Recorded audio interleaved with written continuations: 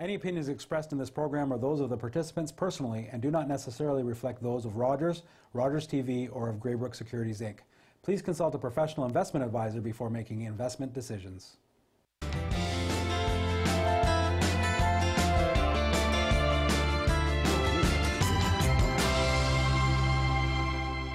Hi, it's Rav. You're watching Real Investments. Today we're talking about how to make money in a rent-to-own situation. From the investor's perspective, you can make over 25% annualized by doing this. I've done it in the past. My friend Andrew MacDonald is the guru on the topic. This is his niche. This is what he does. Andrew, it's great to have you on the show. Thanks for being here. Just before the break, we're talking about, before we talk about, you know, the investor and how it can be very a benevolent act, but also a lucrative act. Why would the, what are the scenarios that the tenant would get into this situation and how it can be beneficial for them? Sure. So, I mean, the real reason that someone would go with a program like this is because they can't qualify for a mortgage right now. They can't qualify. And what are some reasons that somebody who, you know, let's just throw it out there, that no fault of their own, or perhaps, you know, some great lessons learned. What would be some reasons that somebody today can't qualify for a mortgage, but pretty soon they could?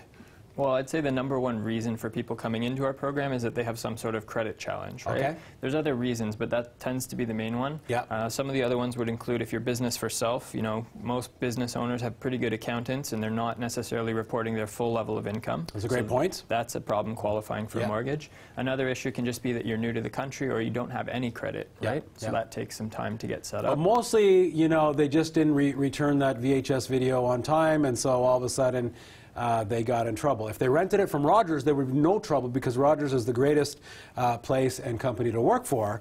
But if they got it from Jumbo or whatever the case is, then perhaps they got in trouble. So their credit is bad, and if with the right procedures, and do you help them with that? That we can fix the credit within 2-3 years kind of thing? I mean, is that part of the ownership solution? That's part of the solution, absolutely. So what we do is we normally work with mortgage agents. If the mortgage agent isn't really comfortable working on the credit file, we'll take it over and work with someone who can help in that regard. Right. But what we do is all day we're looking at these files. So we have a pretty good knowledge of what it's going to take to get someone from where they are now to where they're going to need to be in order to qualify for that mortgage. Okay. So really what we do is we work hand in hand with the mortgage professional that's on their team, and we help them fix up their credit. So we'll come up with a plan beforehand, and then throughout the term of their rent-to-own program, or the homeowner prep program, which is what we call it, we're going to help them fix their credit. We're going to stay on top of them. We're going to do an annual review at minimum to make sure they're keeping up with their credit and that they're on the right track.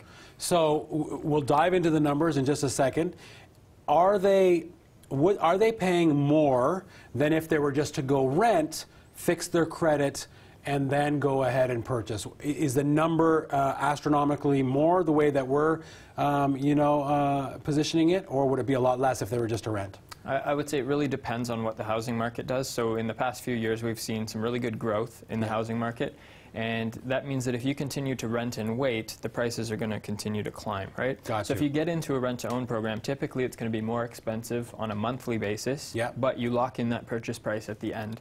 So if the market continues to appreciate, you're going to pay less in the long run by getting started with one of these programs. So if I pay a couple $100s more a month by doing this, let's just throw out $250.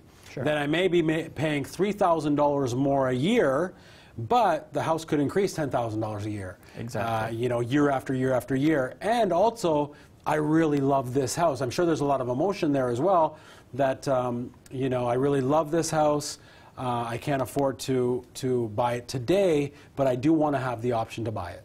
Yeah, and a lot of the clients that have come into our program, pride of ownership is a big thing for them. That's one of the reasons they want to do this, as opposed to just continuing to rent and wait. So in some cases, people have, you know, their landlord is selling the property, so they need a new place to live. They need somewhere to move pretty quickly, and they really don't want the hassle of going to rent another property and that happening again. In some cases, they've got kids that are in school. They want to be in a certain school district or a certain area, or all their friends are in one area. So they really have a specific area that they'd like to buy a house, or a specific house that they want, but that's not available to them as a renter. So by going into a rent-to-own program, where we choose the property first, and I'll clarify, there are two types of programs. Sometimes there's the property first program where you choose from an inventory of properties, and then there's other programs like ours where you go out with a realtor, shop for your own home, and choose pretty well any property you want.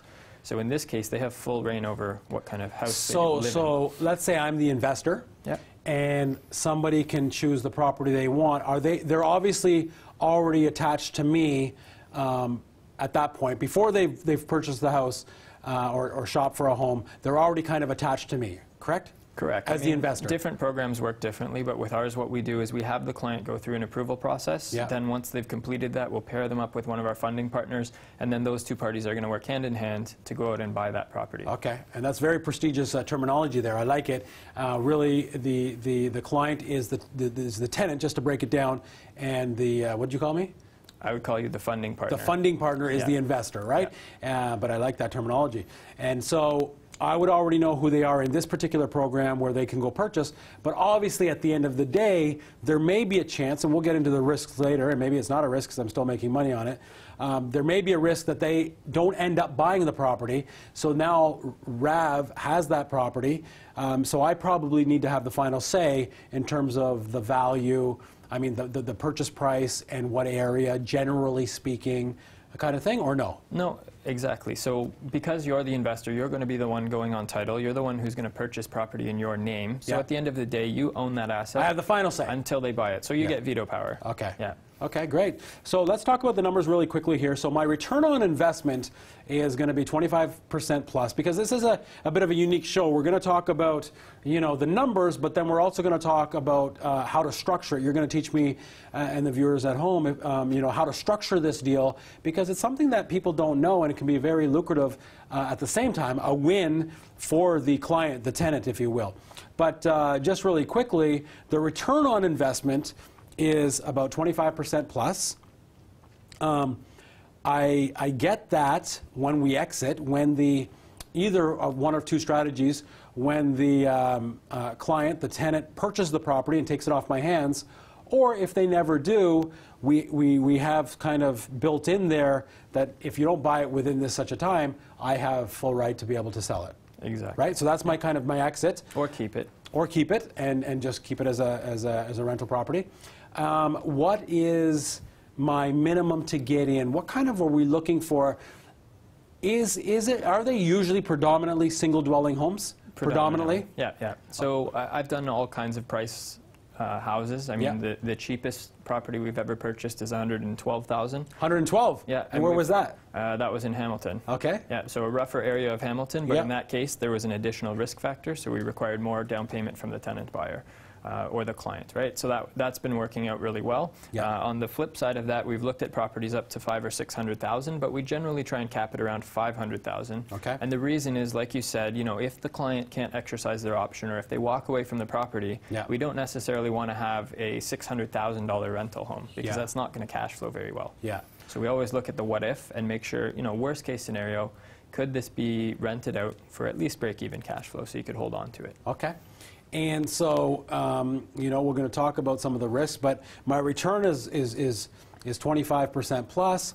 I get it back in many ways, usually, and the reason why we're doing this is the tenant's going to buy it, but if he doesn't, then I can sell it, or I can just hold it, and it's still going to make me money.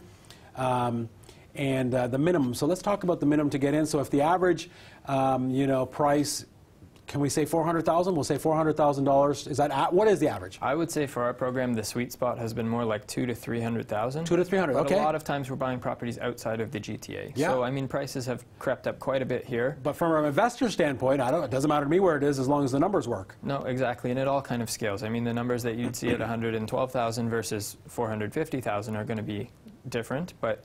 But would the percentage be the same? The percentage would be the same. Percentage is the same. Obviously, the numbers, the money in, the money out, obviously is different. But and depending how much you've got to invest, you might want to start out with a smaller property. You might want to buy two smaller ones as opposed to one bigger one. So depending on your needs as a funding partner. So let's go with the average of $250. We'll find you something to fit. Yeah, let's go with $250. Sure. And with that $250, generally speaking, for a buy and hold, I would be in for about $50,000, because the rules have changed in the last few years. That as an investor, I need to put 20% down. Yeah, exactly. So if I put 20% down on $250, that's about $50,000 plus a little bit of closing costs, but let's call it $50,000. Now, Andrew, am I putting down that $50,000? So can you structure a deal for me now? So there's Rav is the investor, and Andrew is the tenant. Sure. So walk me through how this would work on a $250,000 property. Andrew and his beautiful wife fell in love with it. We're going to do it up in Where are we going to do it? In Barrie? Can we do it? Is it feasible? Let's say Brampton. I mean, in Brampton. Beginning kind of entry-level home in Brampton, 250 is kind of the floor that you're looking at. Okay. So let's use Brampton. Okay, great. Barrie, so probably a little townhouse or something like that? Yeah, sure. Just usually what we're buying, I mean, is starter homes, so it's the 3-bedroom, 1-bathroom, maybe 2-bathroom kind of thing. Yeah. That's our bread and butter. We can do a bigger house if you've got more income and want something more expensive, but at $250,000, you'd probably be looking at, say, $2,000 a month for rent. It depends on the taxes in the area. Okay. But that's going to include your property taxes, yeah, your property insurance, yeah, the mortgage payments all covered. So the only thing you'd cover on top of it is maintenance and utilities. I'm going to cover that. That's it. So let me just rewind here for a second. So it's $250. Rav's the investor. Andrew and his wife are going to move into this place here in Brampton. Exactly. And I'm on title, or you're on title? In this case, you would be on title. I am the investor. I'm still owning the property. Correct. Do they have any kind of lien on it or anything like that? There's no. Rav's not buying it in trust for Andrew at this point? No, what we do is we set it up with 2 separate legal agreements. So okay, one is an occupancy agreement, yeah, and the second one is an option to purchase agreement. So the agreement that I sign would be directly made between me as the client and you as the investor. Yeah. And what that does is it gives me the option to purchase this property back in the future at a predetermined price. Okay. So what we normally do is we apply 3% per year as appreciation. 3% per year? Yeah. Okay, so let me rewind for a second. So really what you're saying is, I know Andrew in advance. Mm-hmm. Andrew shares with me his desire to want to own a property. He makes some pretty good income, but for whatever reason, he can't qualify for a mortgage. Yeah, too many VHS videos. Too many videos, VHS, and he didn't even rewind them. Shame on him. Extra charge. Yes, and so then therefore, I'm going to just set this up as a normal tenancy agreement. I'm buying the property, you're renting it, except for you got to pick it with my blessings, at the final say. Yep. And we're going to have a second agreement that says you can buy it at any time? Generally, with our program, it's a closed term. So we would normally take a look at the credit up front, figure out how much time is actually needed. Be realistic. Add a little bit extra because realistically it always takes a little bit longer. Okay. And then we would have a set term. So let's say it's 3 years. 3 years. I would have the option to purchase the property from you at the end of 3 years. Okay, so you're going to buy the property in 3 years, but because we put this agreement in place, because we put this option to purchase in place, Rav's such a nice guy and he did that, Andrew is going to reciprocate that by paying a little bit of a premium that we call what? Sometimes people call them credits. Some people. Yeah, you can what call do we call that? An option credit. You could refer to it as sort of a forced down payment savings. Yeah. And in a lot of cases, people with the damaged credit, they need that forced savings, right? Oh, they need that discipline. So that that's a great $2,000 point. a month would include the extra credit. And that's kind of like a principal pay down on a mortgage because that money is helping you build up your down payment.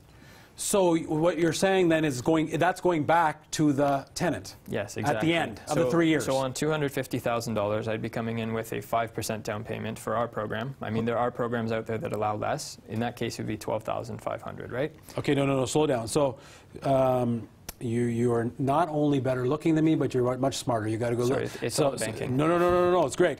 So this is fantastic. I'm so glad you came on the show. Thank you for doing that. So.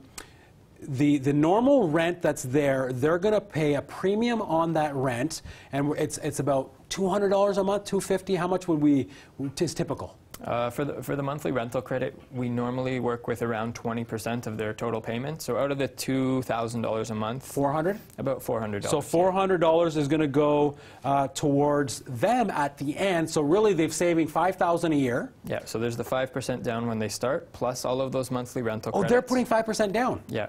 So it costs me 20% to purchase, but of that 20%, I'm getting 5% from the tenant. Exactly. So that would be netted out. And again, we've got investor resources on the website. So if people want to see the spreadsheet of how all this works, obviously seeing it, laid out in a nice, orderly fashion is a little bit easier. But yes, the investor has to put 20% down to purchase a rental. Rav has to buy because it's in my name Rav and it's a secondary. 20%. Yep. And then Andrew or the client is coming in and giving you 5%, saying, hey, you know what? I really want to live in this house, but I want to choose the house, right? So I'm giving you some skin in the game to say, you know, this is the house we're committed to buying. That 5% is going to offset your investment. Yeah. So really you're into it for about 15% down. Yeah. I mean, then there's the fee that we charge to put the deal together for an investor, but you could put together your own deal as well. And so who pays that fee? The investor, or the... So I pay that fee, and that can be on this $250,000 property. Is it a percentage? Is it a flat fee? How does it work? We have a minimum of $5,000, so on those smaller properties it would be $5,000, but generally it's 3%. Okay. So it would be 3% of the $250,000. Okay, so so I'm getting $12,500 from Andrew as the tenant, and from that, to put this whole thing together, I'm going to pay out $5,000, $6,000, $7,000 of that. Sure. Okay. So you're always getting more from the client than we're charging as a fee. That's always our rule. We don't want you to come out of pocket on top of what you're already putting in as your initial investment or as your down payment to pay our fee.